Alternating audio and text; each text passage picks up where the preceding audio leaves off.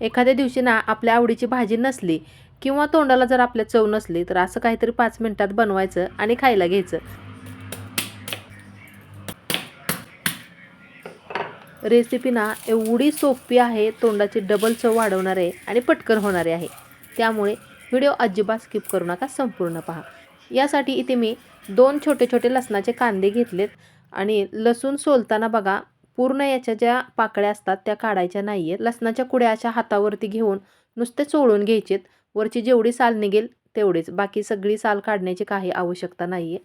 तर अशा पद्धतीने मी लसूण सोलून घेतलं आहे. कढई गरम करायला ठेवून त्यामध्ये एक मुठभर शेंगदाणे भाजून घेते आणि शेंगदाणे पूर्ण भाजायचे नाही आहेत. तर जर असे भाजत आले की त्यामध्ये छोटे 2 चमचे पांढरे तीळ घालायचे. तीळ आपल्या शरीरासाठी खूप पौष्टिक असतात आणि आता सध्या थंडीचे दिवस आहेत, तीळ खाल्लेलं सुद्धा चांगलं असतं.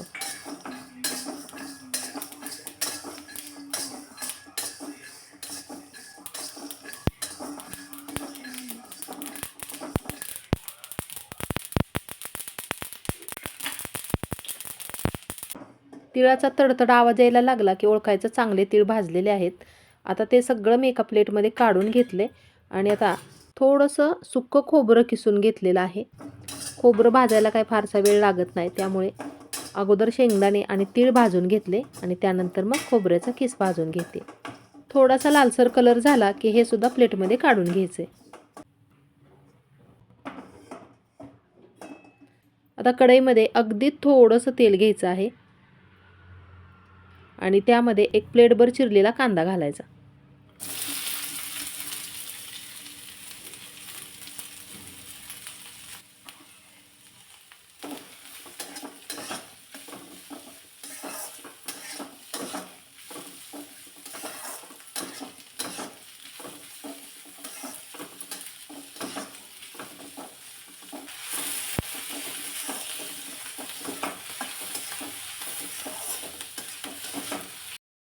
कांदा भाजताना सुद्धा जास्त लालसर होईपर्यंत न भाजता अशा पद्धतीने मी भाजलेला आहे आणि थोडासा असा भाजून घेतला की त्यामध्ये सुक्या मिरच्या घालायच्या, वाळलेल्या घालताना अशा मोडून घालायच्या. आणि बघा मिरचीचं प्रमाण मात्र आपल्या आवडीनुसार कमी जास्त करा.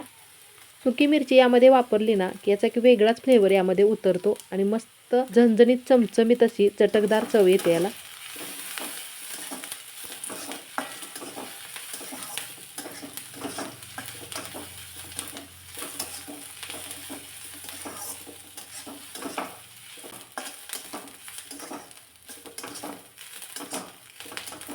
चांगलं हे भाजून घेतल्यानंतर हा लसूण घालायचा. अगदी थोडंसं हे भाजून घ्यायचं आहे आणि याला कलर छान येण्यासाठी पाव चमचा मी लाल तिखट घालते. हे विकतचं लाल तिखट आहे, याला तिखट कमी आणि कलर मात्र छान येतो, त्यामुळे इथे वापरलेला आहे. त्यानंतर जिरेपूड अर्धा चमचा आणि धने पावडरसुद्धा अर्धा चमचा घालायचे आहे.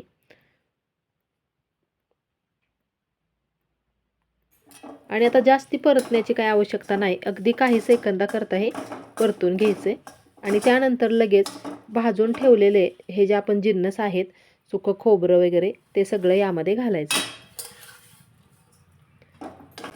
आता गॅस मी बंद केलेला आहे, कारण हे भाजण्याची काही आवश्यकता नाही, अगोदरच हे भाजून घेतलं होतं.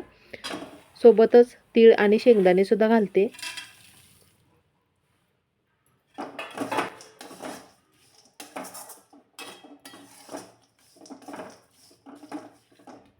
चवीनुसार घालायचं आहे मीठ.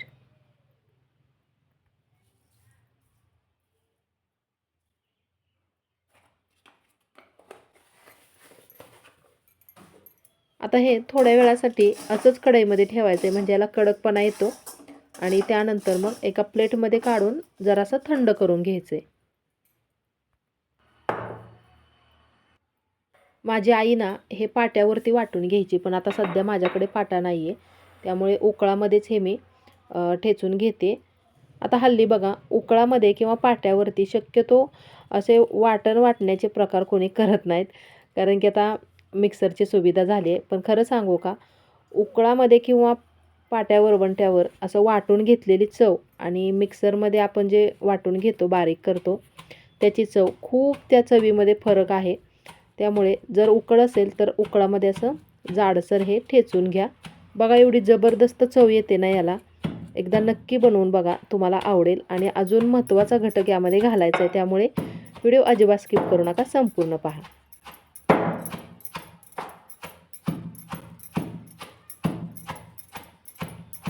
तर अशा पद्धतीने बघा पटापट मी जरासं जाडसर वाटून घेतले. तुम्हाला जर अजूनच याची चव वाढवायची असेल तर थोडासा लिंबू रस घातला किंवा चिंच घातली तरीसुद्धा चालेल, तुमच्या आवडीनुसार.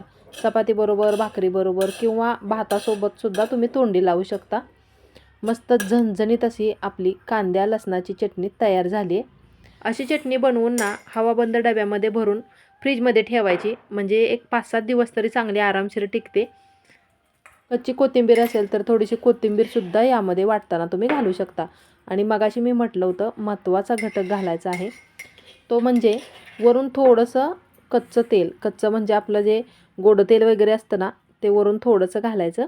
किंवा तुम्ही जेव्हा चटणी खायला घ्याल तेव्हा खातेवेळी वरून थोडंसं तेल घ्या, मस्त जबरदस्त चव लागते. तर इथे बघा वरून थोडंसं 1 चमचाभर कच्चं तेल घालते.